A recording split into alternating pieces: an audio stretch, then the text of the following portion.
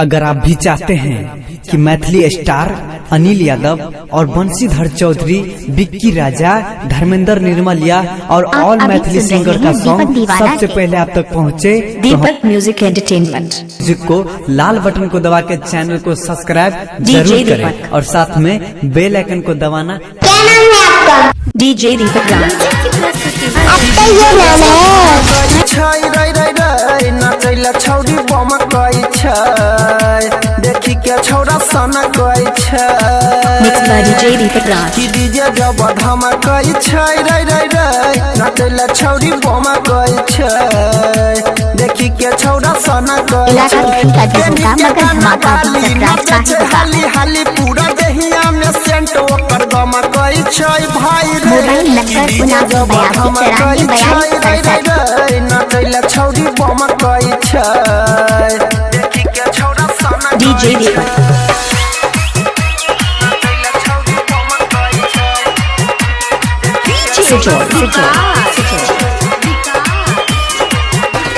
Bajrang toll से जोड़।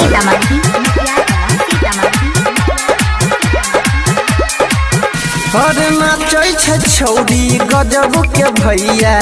क्या नाम है आपका? डीजे दीपक। के करो नहीं राखै छै छौरिया ई त तनियो डर रे। मिक्स बाय डीजे दीपक राज।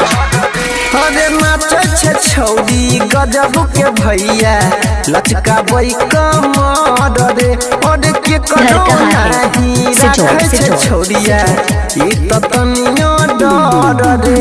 लगाबै भोजपुरी खाना खाबै छौरी चूड़ी एकरा ढोलकी बोले जब चमकाई छै रे रे रे कि डीजे जब धमकाई छै। क्या नाम है आपका? छौरी डीजे दीपक। आपका ये नाम है?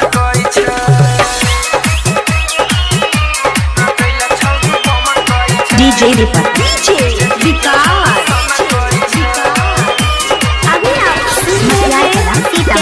मोबाइल नंबर 929242 अरे डीजे वाला लंग कराई देलक छोरिया खूबे मार रे। अरे अनिल परवीन राइटर सोनू करै छै गोली के फायर रे। क्या नाम है आपका? डीजे वाला लंग कराई देलक छोरिया खूबे मार रे। अरे अनिल परवीन राइटर सोनू करै गोली के